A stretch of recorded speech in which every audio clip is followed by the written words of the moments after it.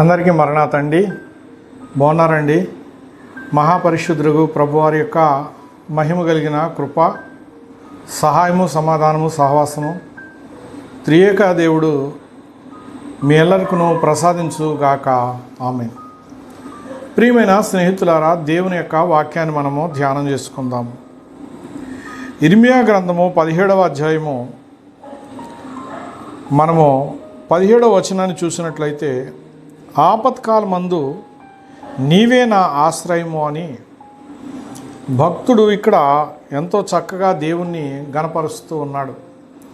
ప్రియమైన స్నేహితులారా, ఆపదలు ఎవరికి వస్తాయండి? దేవుని పోలికలో ఉన్న మానవులకే వస్తాయి ఆపదలు. ప్రియులారా, మరి దేనికి వచ్చినా నాకు ఆపద వచ్చిందని చెప్పుకోలేదు. ప్రియమైన స్నేహితులారా, ఇక్కడ మానవుడు మాత్రమే మరి భాష కలిగిన వాడై ఉన్నాడు, వాక్కును కలిగిన వాడై ఉన్నాడు కనుక చెప్పుకోగలడు.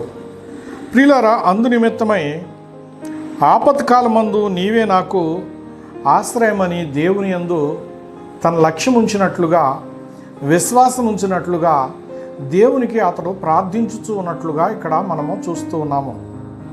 ప్రియులారా, భూలోకమందు దేవుని పోలికలో సృజించబడిన మనమందరము ఏ సమయంలో ఆపద కలిగి ఉన్నప్పటికీ మనము దేవునికి మొరపెట్టేటటువంటి వారుగా ఉంటే మన మొరను ఆలకించి మహిమాస్వరూపుడు ప్రభు మనల్ని విడిపిస్తారు. ప్రియ స్నేహితులారా, దైవ జనాంగమైన ఇశ్రాయేలీలు ఆనాడు ఐగుప్తు దేశములో వారు 430 సంవత్సరాలు ఐగుప్తు వారి చేత హింసించబడ్డారు.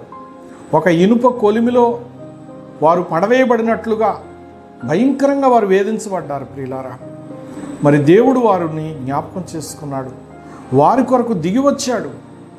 దేవుడు ఎంతో ప్రేమాస్వరూపుడు గనుక నమ్మదగినవాడు. అట్టి నమ్మదగినటువంటి దేవుని యందు వారు లక్ష్యం ఉంచారు.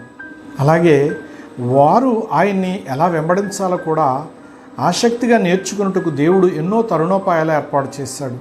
ప్రియ స్నేహితులారా, ఈ కడవరి కాలంలో ఉన్నటువంటి మనము విశ్వాసముతో ఆయన వైపు చూసినట్లయితే ఆయన మన ప్రతి విధమైన కష్టముల నుంచి విడిపించి, ఆపదల నుంచి విడిపించి, గండముల నుంచి విమోచించి మనకు జీవితాన్ని ప్రసాదించువారే ఉన్నారు.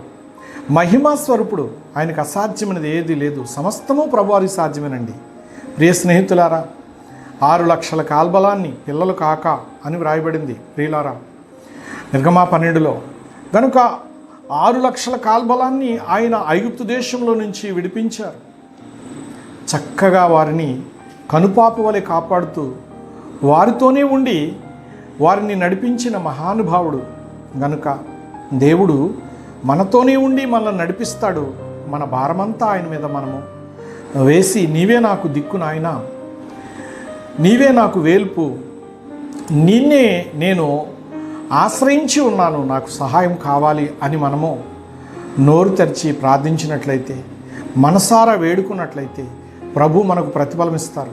ప్రియ స్నేహితులారా, అలాగను మనం అందరము వేడుకోవలసిన వారమైనాము, అలాగే పాడుకోవలసిన వారమైనాము, అలాగే ఆయనతో పాటు మనము సంచరించవలసిన వారమైనాము.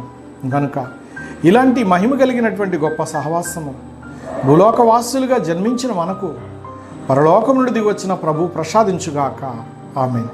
మహాపరిశుద్ధుడా, ప్రాణప్రియుడా, ఈ చిన్న ప్రార్థన ఆలకించండి, దయచూపండి.